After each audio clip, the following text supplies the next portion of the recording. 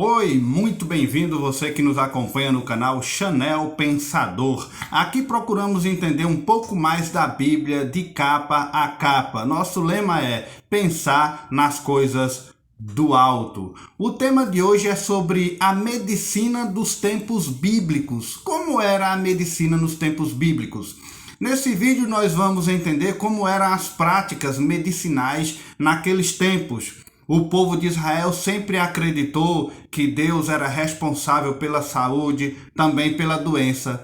Assim, os médicos hebreus tinham como função principal supervisionar as regras de higiene social entre o povo de Deus. O vasto conhecimento anatômico desse povo veio da dissecação de animais sacrificados e, assim, a medicina da Palestina era constituída por médicos altamente capacitados, mas também de magos e, entre eles, charlatões. O doente que precisasse de assistência poderia receber desde um atendimento excelente até uma poção mágica ou até mesmo um veneno. É por isso que o povo do Novo Testamento tinha as mais diversas opiniões sobre médicos daquela época. Para saber como era a medicina e as práticas medicinais nos tempos bíblicos, antes precisamos saber como eram as enfermidades daquele tempo. Esse vai ser o nosso assunto de hoje. Continue ligado.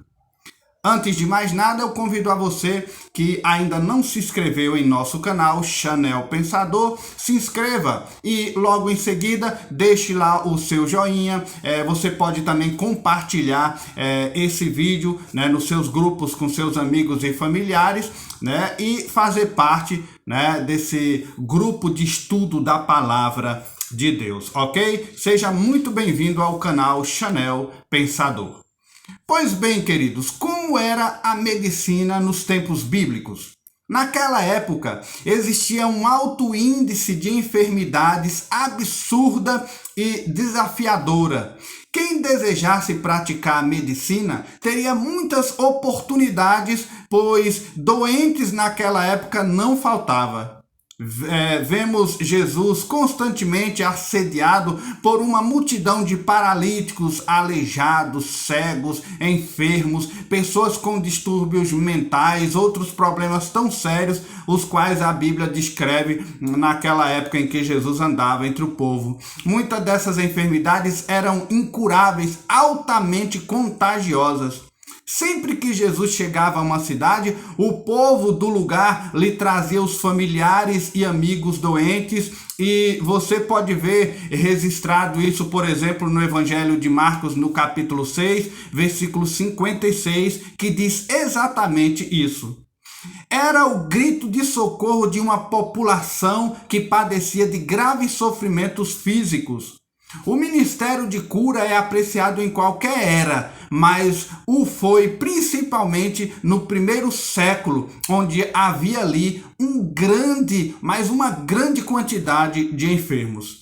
A medicina era limitada, portanto, queridos, não conseguia acompanhar o constante aumento, de remédios, de curas. Então, algumas enfermidades muito assustadoras, outras bem comuns nos dias de hoje, desafiavam os médicos daquela época. Por exemplo, a cegueira.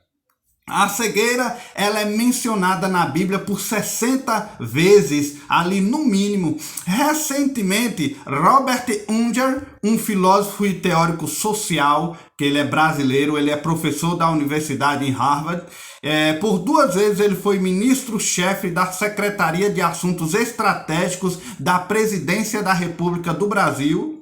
Ele viajou por aquele território ali na Palestina e comentou que era difícil ver uma pessoa pobre que não tivesse problemas em pelo menos uma das suas vistas. Frederic Parrot, médico e físico, professor universitário, também ele é biólogo e naturalista. Ele relata ter visto uma situação estranha em Jerusalém. Era comum verem-se dois cegos caminhando juntos, um dirigindo o outro, e era comum um cego estar muitas vezes guiando outro cego naquela região. Eram os ulemás, que usavam uma faixa branca na cabeça para se identificarem. Caminhavam por toda a cidade ajudando um ao outro. Embora, queridos, fosse fato que pudesse cair no barranco, isso raramente acontecia.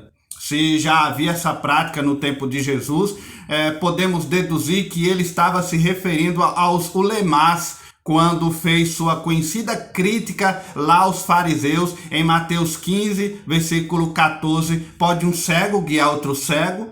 Bem, aqui falamos um pouco da cegueira, muito comum naquele tempo, mas existia muito também naquela época uma outra doença muito falada na Bíblia, e o nome dela é a lepra. Essa doença recebe peculiar atenção, tanto assim que o diagnóstico era confiado ao sacerdote.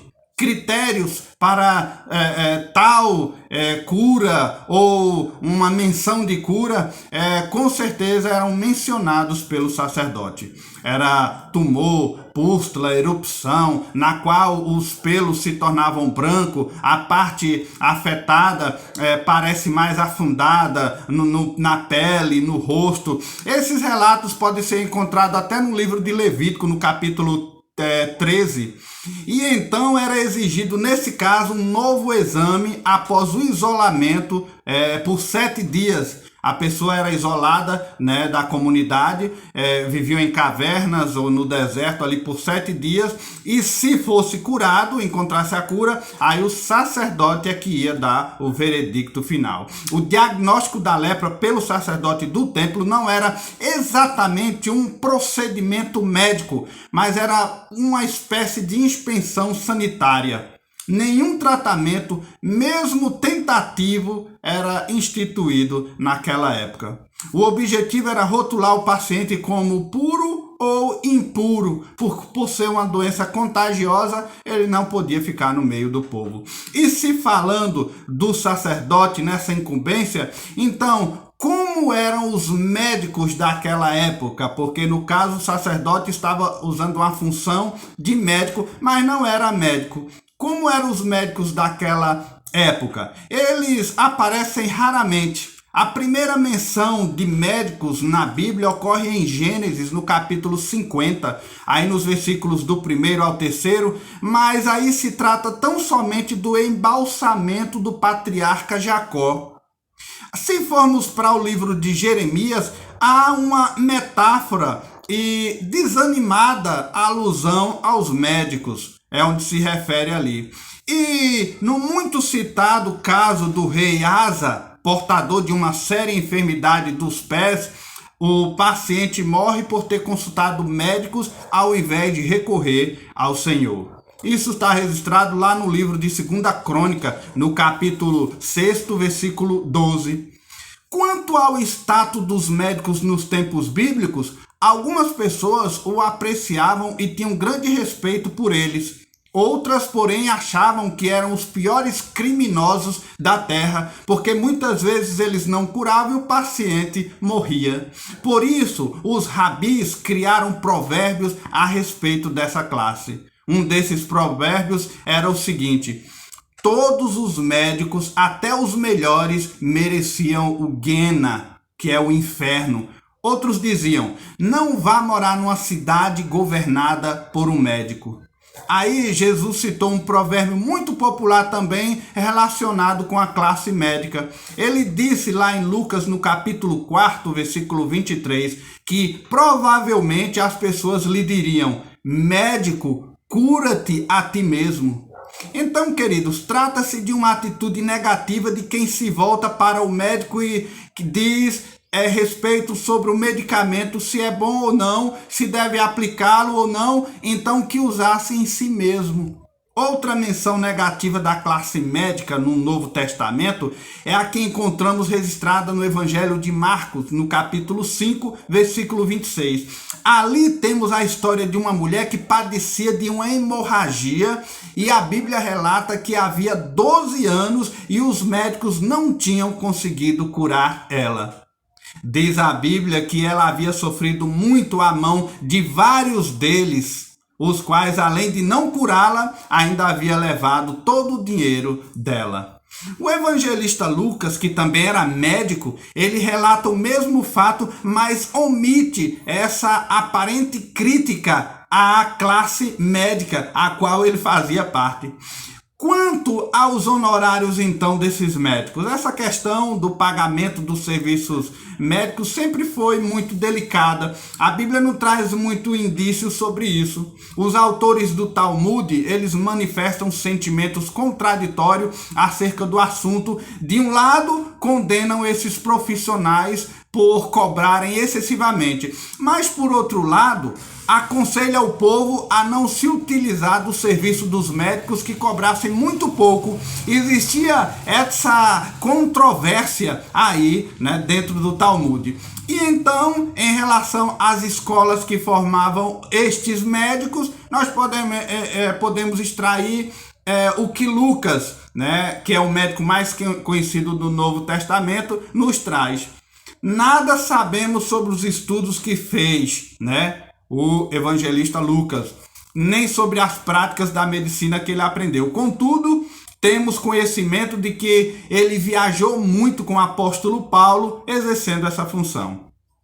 Provavelmente, queridos, como missionário e médico, cuidando dos outros missionários que com ele seguia, bem como dos enfermos que ele encontrava nessa tarefa que ele tinha aí junto ao apóstolo Paulo. E é possível, amados, que Lucas tenha recebido formação acadêmica sim, porque o título dele era médico. Certo? Então, alguns estudiosos das Escrituras afirmam que o vocabulário que emprega tanto no seu evangelho como no livro de Atos revela sim que ele estudou a ciência da medicina.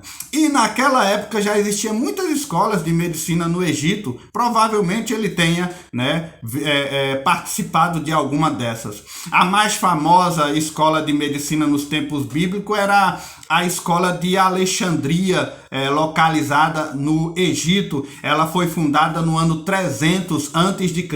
e era muito conhecida naquela época. Seus professores estavam em condições de dar instruções específicas a respeito de diversas enfermidades. Muitos dos conhecimentos ali divulgados chegaram até Israel, bem como outros países.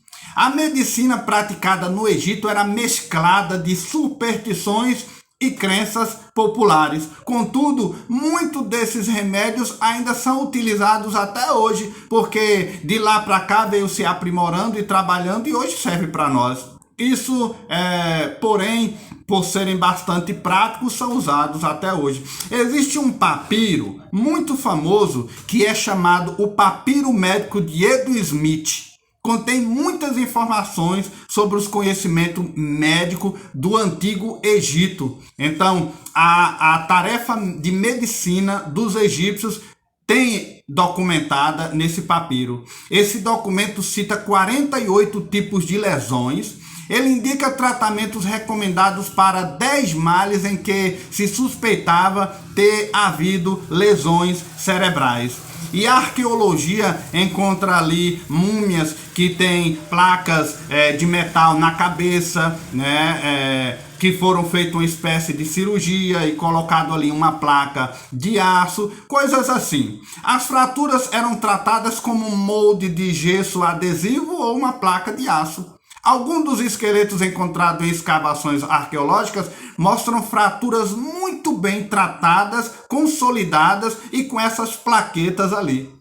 Um remédio indicado como laxativo era, por exemplo, o óleo de rícino, que é também muito comumente usado nos tempos de hoje. Havia medicamentos também à base de plantas, de que eram empregados no tratamento de diversas tantas enfermidades. né? O azeite de oliva, a própria uva, o vinho, eram alimentos e também medicamentos comumente usados naquela época. Já existiam especialistas em determinados males, especialistas naquele mal e tratava de forma direta. Às vezes esses doutores iam a outros lugares do mundo, né, conhecido por ministrar aulas, palestras, ou então simplesmente para exercer aquela medicina específica. O conhecimento médico, querido, dos antigos egípcios era bastante avançado para o seu tempo, e isso ajudou muito, né, na cura de tantas enfermidades naquela época, embora, se comparado à medicina moderna, seja considerado ainda bastante primitivo, mas para aquela época era extremamente preciso. Na Palestina, exigia-se uma licença especial para exercer a profissão de médico. Em todas as cidades deveria haver um tipo de clínico. Tinha que ter. Em Israel, muitos rabis desempenhavam também esse ofício. Tal prática tinha suas raízes no fato de que os sacerdotes do Antigo Testamento eram encarregados da saúde do povo. Então, os rabis, os sacerdotes, tinham por obrigação aprender um pouco de medicina ali para cuidar do povo. Naquela ocasião, deveria haver um médico permanente no templo para tratar também os sacerdotes. Certo? Então, como os sacerdotes tinham que estar descalço ao exercer sua função, então era mais fácil pegar diversas doenças ali, enfermidades. O contato com o frio piso de pedra do santuário, os constantes banhos acabavam por fraquejar mais a pele e eles ficarem mais abertos a enfermidades. Uma doença muito comum entre eles era, por exemplo, a desinteria, que maltratou muito os sacerdotes daquela época. Naquele tempo, na época de Cristo, havia muitos especialistas em Jerusalém e nos seus arredores. Sabe-se que havia ali clínicos gerais, psiquiatras, dentistas, até ginecologistas e obstetras, né? Obstetras. Porém, os médicos se sobressaíam na questão da cirurgia. Os médicos, queridos, contavam com diversos tipos de instrumentos cirúrgicos, dentre eles os quais tinham ali citados facas, bisturis, pinças, serras, grampos, né, que lhe possibilitavam vários tipos de intervenção cirúrgica, como dizemos lá na questão de cirurgias no crânio. Então, os médicos judeus chegavam a fazer remoção de catarata, conforme registros em documentos antigos que foram encontrados. Por exemplo, vamos citar algumas cirurgias que faziam parte da medicina dos tempos bíblicos para a gente ter uma noção de, naquele tempo, como que a medicina já estava sendo avançada. A primeira cirurgia que os registros trazem para nosso conhecimento hoje é a cirurgia na cabeça. Já citamos algumas coisas aí. Efetuaram, inclusive, cirurgias no cérebro. Pense naquela época, né, tão primitiva, mas já se exercia esse tipo de prática aí. Faziam pequenas aberturas quadradas no crânio pelo processo de trepanação, assim eles chamavam, e ali eles operavam, né, o paciente. Já foram encontrados esqueletos de indivíduos que sofreram esse tipo de cirurgia, em que se constatou também que o osso do crânio estava perfurado, mas também colado, o que nos leva a crer que o paciente sobreviveu àquele tipo de tratamento. Há outros, porém, que o osso não colou. Supõe-se, então, que nesse caso a cirurgia havia fracassado. Em alguns dos esqueletos ainda encontrados, o crânio apresentava mais de um orifício, o que indica que os médicos fizeram mais de uma tentativa, né, de tratamento naquele paciente. Então, tudo isso a arqueologia e os registros antigos trazem para a gente. Já se descobriram também ossos com inserção de placas de metal, como já havia dito. Foram a anestesiar o paciente, davam-lhe então sonífero, provavelmente drogas à base de ópio, que era muito comum naquele tempo.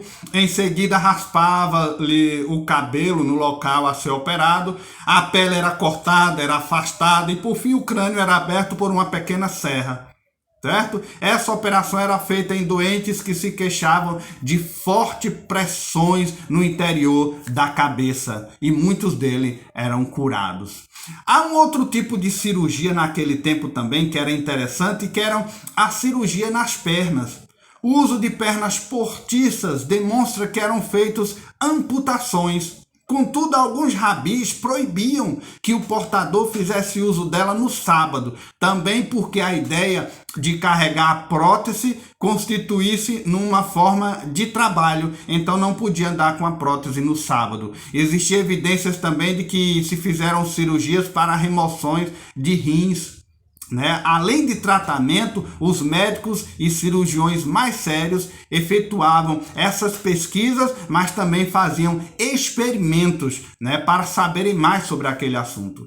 Esses homens eram geralmente pessoas de grande visão, grande intelecto. Um deles foi Mar Samuel, um médico de muito recurso que chegou a criar um método para examinar o estômago do ser humano. Parte dos conhecimentos médicos eles obtinham ali por meio de uma observação direta. Além de receber os ensinamentos da forma tradicional, eles dissecavam os cadáveres humanos, faziam experimento também em animais e tiravam suas conclusões, e muitas vezes isso beneficiava a saúde, a medicina naqueles tempos. Olha, meus queridos, como isso era interessante. De lá para cá, o tanto que aprendemos, com eles, e o tanto de vidas que foram salvas, mesmo numa era tão primitiva, onde não havia a tecnologia e a ciência não tinha se multiplicado como vemos hoje. Há um outro tipo de cirurgia naquele tempo interessante de se observar, que era a circuncisão.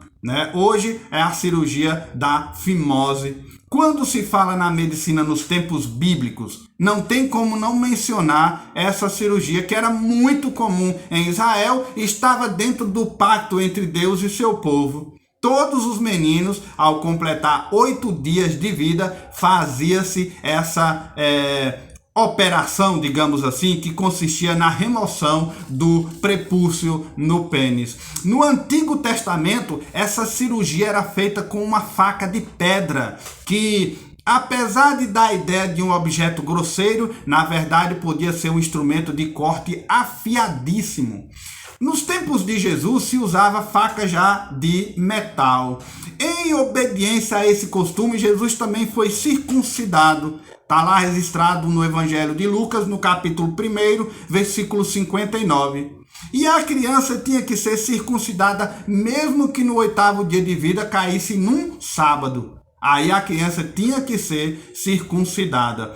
Até hoje os judeus e alguns gentios ainda praticam a circuncisão. Do ponto de vista médico, é necessário que se espere até o 8º dia de vida para essa operação. Só por volta do 8º dia é que o fígado já está produzindo vitamina K em quantidade suficiente para que não ocorra a coagulação do sangue. Interessante isso.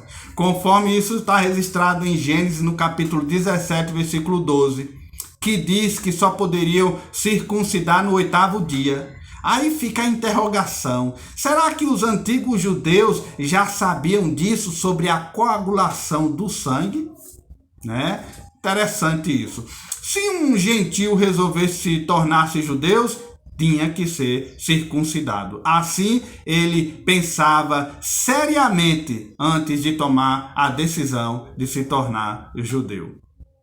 A exemplo do jovem Timóteo, registrado lá em Atos 16, essa questão teve um papel importante na vida dele. O pai dele era grego, a mãe dele era judia. ele foi circuncidado. Devido a uma objeção do pai, essa criança não tinha sido circuncidada ainda. Então o apóstolo Paulo, que desejava levá-lo consigo a uma viagem missionária, circuncidou então o seu jovem companheiro. Dessa maneira, evitariam que os judeus se recusassem a ouvir a pregação, alegando que ele era um incircunciso ou um meio judeu apenas. Mas depois que ele foi circuncidado, se tornaram então parte, da crença dos judeus. E o interessante é que essa prática tão simples acabou se tornando um problema sério na igreja primitiva. Alguns levantaram a ideia de que para um gentio tornar-se cristão,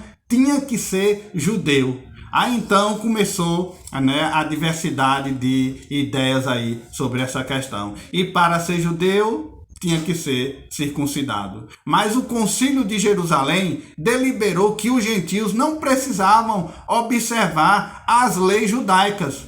Aí isso está registrado no livro de Atos dos Apóstolos, no capítulo 15, versículo 19. Existia naquela época também uma outra cirurgia, além da circuncisão, além da cirurgia nas pernas, além da cirurgia na cabeça ou no cérebro, também existia uma outra cirurgia que era a sangria. Era uma lamentável tradição da antiguidade que durou até por volta de 1800 a.C.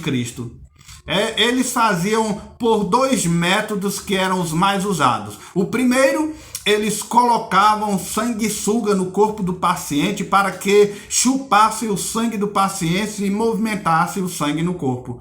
O segundo consistia em fazer-se um corte em algum ponto do corpo e aplicar uma ventosa para sugar o sangue.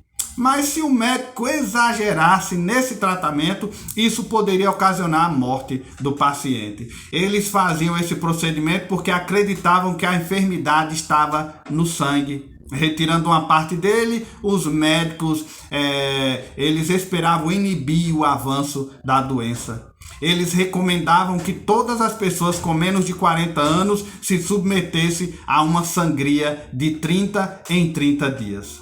Embora, queridos, essa prática fosse meio que brutal, indicava que eles possuíam um avançado conceito sobre a origem das enfermidades. Sabiam que a causa eram problemas internos e não por influências externas ou sobrenaturais. Então a sangria serviu para eles chegarem nesse senso comum. Se uma pessoa fosse ao médico queixando-se de sintomas diversos, inclusive uma inexplicada perda de peso, era bem provável que eles recomendassem então o leite de cabra, que era rico em minerais e proteína. Esse alimento era largamente consumido no 1º século, pois cria-se que fosse muito saudável e muito medicinal e que ajudou muita gente na época. Para as doenças mais comuns, haviam outros tipos de medicamentos. Embora ainda não se tivesse criado a aspirina, usávamos então certos remédios com a mesma frequência com a que nós hoje tomamos esse tipo de comprimido. Porém, queridos, o mais interessante era que os alimentos eram tão importantes na medicina naquele tempo, claro, como hoje ainda o é. Alguns médicos receitavam um mingau de cevada misturada a outros ingredientes para o tratamento de alguns males orgânicos. O médico também recomendava algumas verduras, legumes para o tratamento de alguns tipos de doenças, muitas vezes isso tinha um bom êxito. Na antiguidade, eles achavam que a folha da mandrágora possuía poderes afrodisíacos ou era uma espécie de poção do amor. Podemos ver isso lá registrado em Gênesis, no capítulo 30, no versículo 14.